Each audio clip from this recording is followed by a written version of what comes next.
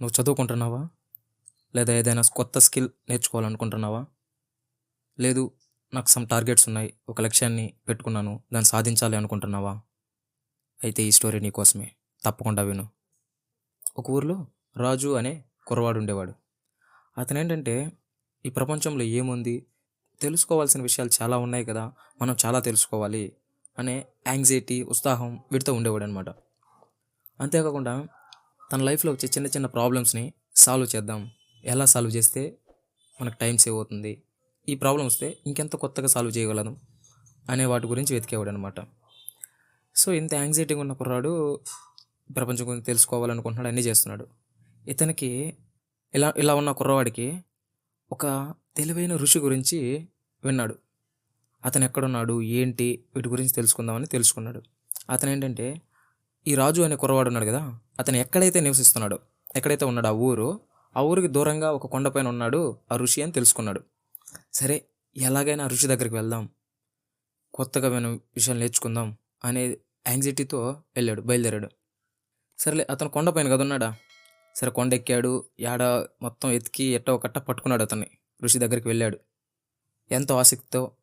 ఈరోజు ఏదో తెలియని కొత్త విషయం అతని దగ్గర అయితే తప్పకుండా నేర్చుకోవాలి అని ఆసక్తితో తన వద్దకైతే వెళ్ళిపోయాడు. పట్టుకున్నాడు. కానీ ఆ ఋషిని చూస్తే మాత్రం చాలా ముసలివాడు, ఏజ్ అయిపోయినది, చాలా ముసలివాళ్ళ కనిపిస్తున్నాడు మనం చూస్తే.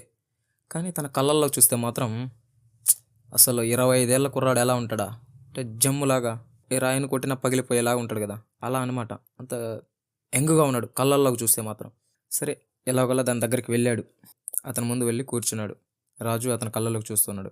ఆ ఋషి రాజు యొక్క యాంగ్జైటీ చూసి చిన్నగా స్మైల్ ఇచ్చి గమ్మున కూర్చున్నాడు. ఇప్పుడు రాజు ఒక నిమిషం ఆగి ఋషిని ఇలా అడిగాడు. నేను ఇంకా కష్టపడి పని చేస్తా, ఇంకా కష్టపడి పని చేస్తాను, తెలుసుకోవాలనుకోని చాలా ఉంది నాకు యాంగ్జైటీ. నేను ఇంకా కష్టపడి చాలా పని చేసి చాలా జ్ఞానం సంపాదించాలనుకుంటున్నా.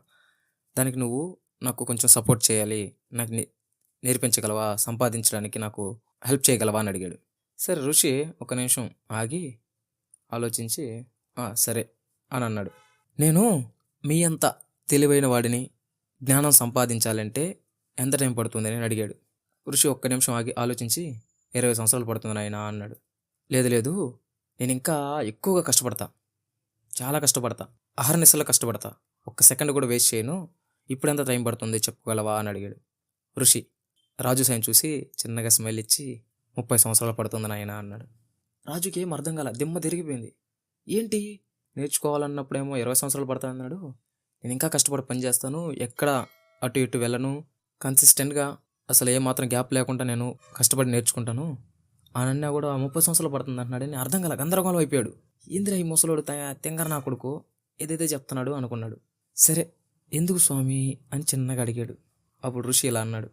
నువ్వేం కరెక్టేనైనా నేర్చుకోవాలంటున్నావు, కానీ నువ్వు జ్ఞానం సంపాదించాలనే దాని మీద ఒక లక్ష్యం పెట్టుకున్నావు, కరెక్టే, అవునా? దాని మీద ఏం చేసావు, ఒక కన్ను పెట్టావు. నేను జ్ఞానం సంపాదించాలా, ఇదే టార్గెట్, అంటే ప్రపంచంలో వల్ల మొత్తం జ్ఞానం సంపాదించాలని ఒక టార్గెట్, అంటే ఒక లక్ష్యం. అక్కడ నీ కన్ను ఉంది. ఇంకొక కన్ను ఎక్కడుంది, అక్కడికి వెళ్ళడానికి ప్రయత్నిస్తావు కదా, దాని మీద ఉంది. సో నువ్వేంటి, కాన్సన్ట్రేషన్గా నువ్వు వెళ్ళే దారి మీద చూపు కరెక్ట్గా పెట్టడంలే. ఈ మధ్యలో అక్కడ ఒక కన్ను ఉంది, ఇక్కడ ఒక కన్ను ఉంది, అవునా? ఈ మధ్యలో ఏం జరగచ్చు, నువ్వు పడిపోవచ్చు, నీరసం రావచ్చు, ఏమైనా జరగచ్చు, మధ్యలో కూడా ఆపేయచ్చు, అవునా? అప్పుడు రాజు చిన్నగా ఆలోచించాడు. కరెక్టే కదా, సమాధానం అయితే అర్థమవుతుంది, కానీ పూర్తిగా అర్థం కాల. సరే ఏంటబ్బా ఎలా అనేసి, ఋషి గారు నాకు పూర్తిగా వివరించగలరా అని అడిగాడు. సరే నాయనా అని చెప్పాడు.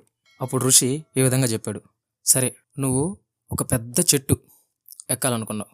ఆ చెట్టులో నీకేం కనపడుతుంది, పైన ఒక పండు ఉంది, పండు బాగా మాగిపోయింది, దాన్ని కోసేసుకొచ్చుకుంటే జ్యూస్ చేసుకొని తాగొచ్చు అనేది నీ ప్లాను.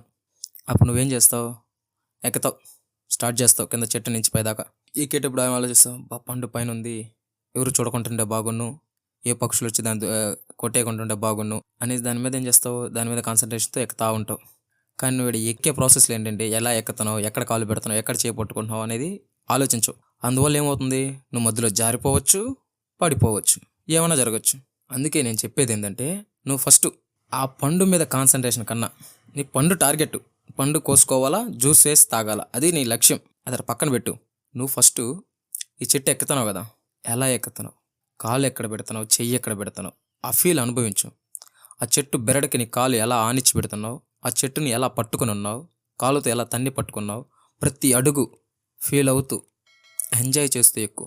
మధ్యలో నీకు అలసట రావచ్చు, అలుపు రావచ్చు. అప్పుడు నువ్వేం చేస్తావు, ఒక్క సెకండ్ ఆగి నీ చుట్టుపక్కల ఉండే చల్లగా ఉండే ఆ గాలిని పీల్చు. హ్యాపీగా పీల్చుకొని మళ్ళీ ఎక్కువ, మళ్ళీ స్టార్ట్ చేయి. ఎలా కాలు పెడుతున్నావు, ఎలా ఎక్కుతున్నావు, ఎప్పుడు ఏ కొమ్మ పట్టుకుంటున్నావు, కాళ్ళ సపోర్ట్ ఎలా తీసుకుంటున్నావు, చేతుల సపోర్ట్ ఎలా తీసుకుంటున్నావు చూసుకో. ప్రతి క్షణం దీని మీద కాన్సన్ట్రేషన్ పెట్టు. నీ లక్ష్యం ఓకే, నీ ఎయిమ్ ఏంటి, పండు కొయ్యాలా, జ్యూస్ తాగాల. ఇక్కడ నువ్వు ఫస్ట్ దీన్ని ఎంజాయ్ చేస్తూ ఎక్కువ. హ్యాపీగా ప్రతి అడుగు తెలుసుకుంటూ నీ లక్ష్యం వైపు వేసేసి. ఇప్పుడు నీకు అర్థమైందా? ఇక్కడ జీవితం కూడా అంతే, చెట్టు ఎక్కడం లాంటిదే. మీరు లాస్ట్లో వచ్చే రిజల్ట్స్ కోసం ఎప్పుడు దృష్టి పెట్టకండి. నీకు మార్కులు 500కి 500 రావచ్చు, 1000కి 1000 రావచ్చు, సాధించాలనుకోవచ్చు. అది కాదు ఇంపార్టెంట్. నువ్వు అనుకున్న స్కిల్ ఏదైనా నేర్చుకోవచ్చు, అది కాదు ఇంపార్టెంట్. నువ్వు అనుకున్న ఐఏఎస్ ఐపీఎస్ ఏదైనా కొట్టచ్చు, అది కాదు ఇంపార్టెంట్.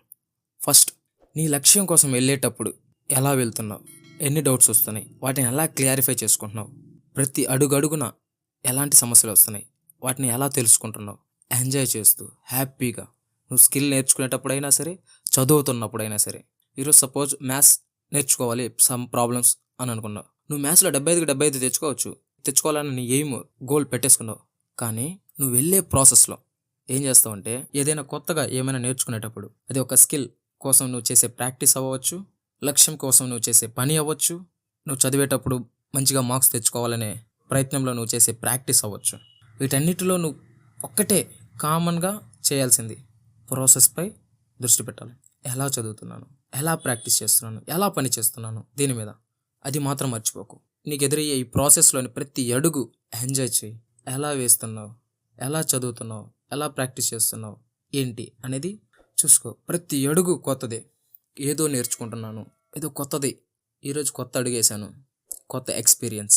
కన్సిస్టెంట్గా క్యూరియాసిటీతో, కొన్నిసార్లు క్యూరియాసిటీతో నువ్వు చేసే ప్రతి అడుగు నీకు చాలా ఉపయోగపడుతుంది. అదేం చేస్తుందో తెలుసా, నీ లక్ష్యం నీకు ముందుగానే కూడా వచ్చేయచ్చు. అలా జరిగే సిచ్యువేషన్స్ కూడా చాలానే ఉంటాయి. కాబట్టి చదువైనా సరే, ఆడడమైనా సరే, ఏదైనా సరే నువ్వు ప్రాసెస్ని ఎంజాయ్ చేయి. క్రికెట్ ఆడుతున్నావా, 6 కొట్టాలి 6 కొట్టాలి 6 కొట్టాలి కాదు, అవతల వాడిని అర్థం చేసుకో. వాడేసే బాల్ ఎలా వస్తుంది ఏంటి, ఎలా ప్రాక్టీస్ చేయాలి. ప్రతి బాల్ నీకు ఇంపార్టెంటే. చాలా క్రిటికల్ సిచ్యువేషన్స్లో ఒక రన్ వచ్చినా నువ్వు విన్ అయ్యే ఛాన్సెస్ ఉంది. కాబట్టి ఒక రన్ అయినా నీకు ఇంపార్టెంటే. ఎప్పుడు నీకు 6 కాదు, రన్స్ కూడా ఇంపార్టెంట్. ప్రతి డౌట్ క్లియర్ చేసుకో.